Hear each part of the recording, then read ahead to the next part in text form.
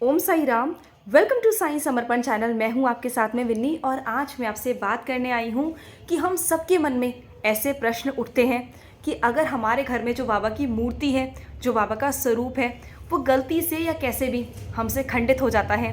कभी कभी ऐसा होता है ना हमारे साथ, जब हम ऑनलाइन परचेज़ करते हैं तो वो मूर्ति जो है वो खंडित हुई आती है या फिर हमसे ही खंडित हो जाती है, या बाबा की कोई मूर्ति में खरोच आ जाती है या फिर कुछ भी टूट जाता है, एक अलग सा कोई भी पार्ट वो टूट जाता है।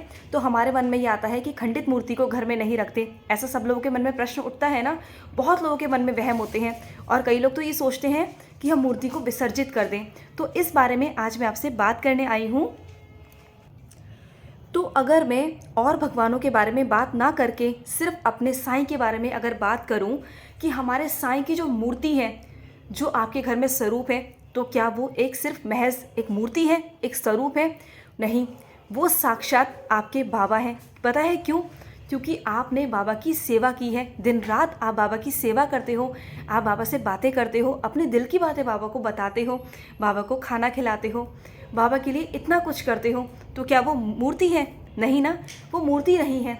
वो हमारे साक्षात बाबा हैं, जिसकी आप सुबह शाम दिन रात उनका नाम स्मरण करते हो बाबा का, और बाबा से बहुत प्यार करते हो। आपने अपने भाव, अपनी श्रद्धा उस मूर्ति के अंदर डाले हैं, तो वो स्वयं बाबा हैं। साक्षात आपके घर में बाबा विराजित हैं।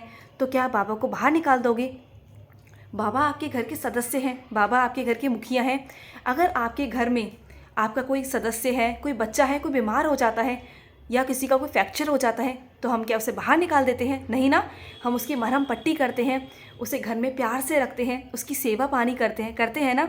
तो इसी तरह से तो हम साईं की सेवा क्यों नहीं कर सकते? अगर हमारे घर में कोई बाबा की मूर्ति खंडित हो जाती है या कुछ भी उसके अंदर खरोच आ जाती है, इतनी सी भी कोई प्रॉब्लम आ जाती है, या फिर हम ऑनलाइन परचेज़ करते हैं, वहाँ से अगर कोई मूर्ति खंडित निकल आती है, तो क्या हम बाबा को बाहर निकाल देंगे? नहीं ना। बाबा को घर में रखिए और बाबा को बहुत प्यार से रखिए, उनकी सेवा कीजिए, और जो खंडित मूर्ति है ना, उनकी मरहम पट्टी कीजिए, उन्हें जोड़ दीजिए। क्योंकि आपको ना वो मूर्ति नहीं, वो बाबा है। अगर आप उसे ये समझ के अपने घर में रखेंगे ना, तो आपके दिमाग से सारे वहम निकल जाएंगे। क्योंकि सारी सोच ना इस दिमाग की है, सब कुछ ये सारे वहम यहाँ के हैं। अगर हम यहाँ से सारे वहम हटा देना तो सब कुछ बदल जाएगा। क्योंकि आपके बाबा आपके हैं, आपके घर के सदस्य हैं वो, तो आप उन्हें कैसे बाहर निकाल सकते हो?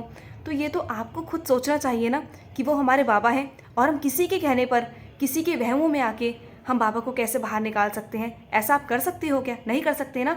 क्या आप अपने बच्चों को घर से बाहर निकाल सकते हो? अपने माता पिता को निकाल सकते हो? नहीं ना। तो फिर हम बाबा को कैसे निकाल दें बाहर, बताओ? और दूसरा प्रश्न सबके मन में ये उठता है कि अगर कोई खंडित मूर्ति है तो वो असरदार है या नहीं है? तो जो अच्छी मूर्तियाँ होती हैं, जो अखंडित मूर्तियाँ होती हैं, तो क्या जैसे वो असरदार होती है ना, वैसे ही खंडित मूर्ति होती है। क्योंकि हमारे साईं कहते हैं, जिस रूप में, जिस भी हाल में मेरा बच्चा मुझे रखेगा ना, मैं उसी हाल में रहूँगा। तो बाबा कभी यही नहीं कहते कि मेरे लिए ये करो वो करो। तो बाबा हमेशा अपने बच्चों के साथ होते हैं। वो जिस भी हाल में उन्हें रखते हैं ना, वो उसी हाल में रहते हैं। और अगर आपके मन में फिर भी कोई वहम है, तो आपकी जो भक्ति है, जो बाबा के लिए प्यार है, वो कच्चा है। उसमें आपको बदलाव करने की बहुत ज़रूरत है। और ऐसे इंसानों को जो वहम आता है जिनके मन में, उन्हें स्तवन मंजरी पढ़नी चाहिए, साईं सा चरित्र पढ़नी चाहिए कि हमारे बाबा क्या हैं। पहले बाबा के बारे में जानना चाहिए कि हमारे बाबा महज एक मूर्ति नहीं है, महज एक चित्र नहीं है। वो साक्षात हमारे बाबा हैं, जिनसे हम दिन रात बातें करते हैं, जिनसे हम अपने दिल की बातें करते हैं, और उनसे हमें संदेश मिलते हैं, बहुत सारे संकेत देते हैं। बाबा हमसे साक्षात बात करते हैं। अगर हम बाबा को सामने ऐसे रखें ना, तो बाबा हमसे साक्षात बात करते हैं। तो आप कैसे कह सकते हो कि खंडित मूर्ति असरदार नहीं होती? खंडित मूर्ति उतनी ही असरदार है जितने की अखंडित मूर्ति होती है। क्योंकि आपके भाव वहाँ पर सच्चे हैं। बात वहाँ पर मूर्ति की नहीं, बात वहाँ पर आपके खुद के भाव की है। जो आपके अंदर श्रद्धा है, जो आपके अंदर भाव है ना, बस वो इम्पॉर्टेंट है। तो आप उस मूर्ति के अंदर किस तरह के भाव डाल रहे हो ना, ये आप पे डिपेंड करता है। तो आपके भाव जैसे होंगे ना, बाबा आपको वैसे ही रूप में दिखाई देंगे। वैसे ही आपको बाबा भाव से, उसी रूप में आपको हमेशा दिखेंगे, और वहीं आपको बाबा संकेत भी देंगे। और आपको चमत्कार भी दिखाएंगे, अपने होने का एहसास कराएंगे। इट्स डिपेंड ऑन यू, आप पर डिपेंड करता है ये कि बाबा का प्यार आपको किस तरह से लेना है, आप पर डिपेंड करता है। और तीसरा प्रश्न हम सबके मन में ये उठता है कि ऐसा कौन सा बाबा का स्वरूप लेकर आए, ऐसा कौन सा चित्र लेकर आए जिससे घर में दुख दर्द कम हो, क्लेश कम हो। तो मैं बताऊं आपको इसका जवाब क्या है।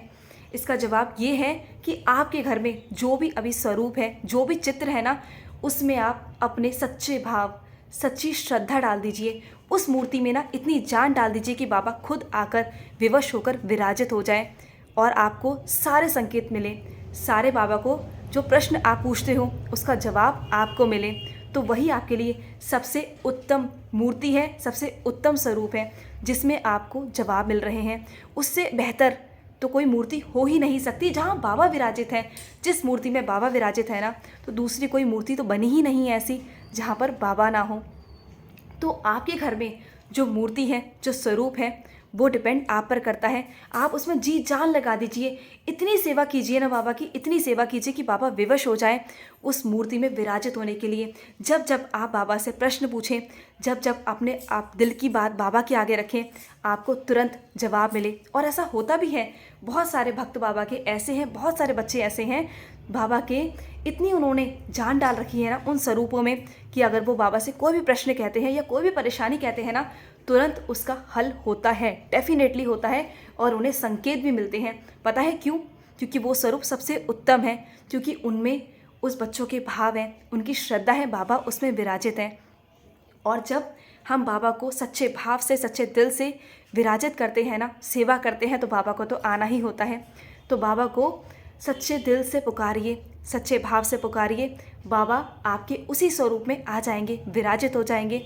तो दिल से अपने उस मूर्ति के अंदर ना जान डाल दीजिए, सच्चे भाव से उस मूर्ति में इतनी सेवा कीजिए ना, बाबा की इतनी सेवा कीजिए कि बाबा उसमें विराजित हो जाए और आपको हर प्रश्नों का जवाब उसमें मिले।